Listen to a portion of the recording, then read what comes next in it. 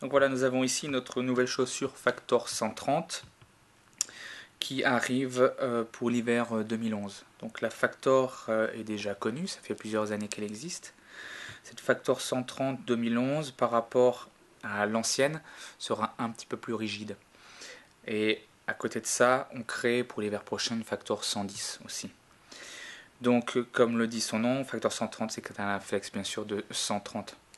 Cette chaussure est intéressante parce que c'est une chaussure de freeride avant tout, mais qui a plusieurs options intéressantes pour aussi faire de la randonnée, du ski de randonnée avec.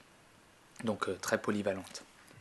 Donc en ce qui concerne la semelle de la chaussure Factor 130, elle arrive avec le bloc alpin, chaussure freeride, mais comme je l'ai dit, c'est une chaussure qui peut être aussi utilisée pour le ski de rando grâce à son débattement et à son poids. Dans ces cas, on peut changer le bloc alpin en dévissant pour y mettre un bloc ski de rando qui aura les inserts. Donc j'ai la Factor 110, sa petite sœur qui est là, et qui est déjà équipée avec le bloc ski de rando. Et on peut y voir bien sûr les inserts pour les fixations tech. Voilà le bloc ski de rando comparé au bloc alpin freeride. Ici donc nous avons le système ski marche qui est très intéressant pour une chaussure freeride qui permet d'avoir un débattement de plus à moins 10 degrés, donc plus 10 moins 10 degrés. C'est pas autant qu'une chaussure de ski de rando bien sûr qui va permettre d'avoir des débattements beaucoup plus importants, mais par contre c'est très intéressant une fois intégrée dans une chaussure freeride. C'est pour ça qu'elle sera beaucoup plus polyvalente. On voit aussi, je profite pour en parler, la possibilité de changer cette pièce, cet insert autour du système ski marche. C'est une autre pièce donc qui est comprise avec la chaussure et qui permettra donc de mettre un angle à la chaussure différent.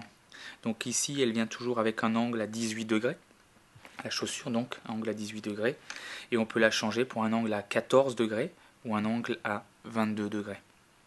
Ensuite cette chaussure a un chausson qui a été changé par rapport à l'année dernière, qui est beaucoup plus qualitatif encore.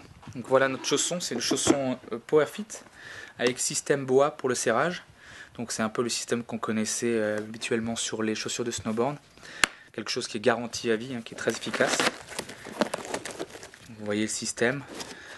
Pour serrer, il n'y a plus qu'à repousser et resserrer le système. Voilà. Donc là je vais le laisser ouvert. On voit bien à l'intérieur. Une semelle de propreté bien sûr.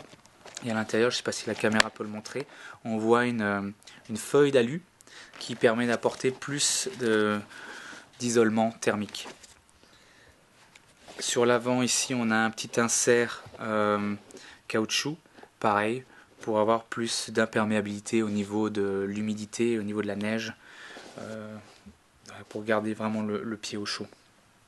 Au fond aussi de la semelle, on a un insert qu'on appelle Strubble, qui lui aussi va apporter plus de chaleur.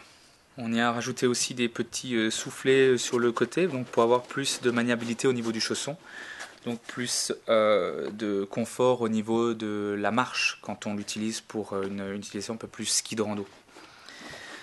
Sur la languette à l'avant ici, on a un insert plastique qui apporte donc plus de rigidité au niveau de la chaussure, et un flex aussi qui apporte un flex aussi un petit peu plus constant.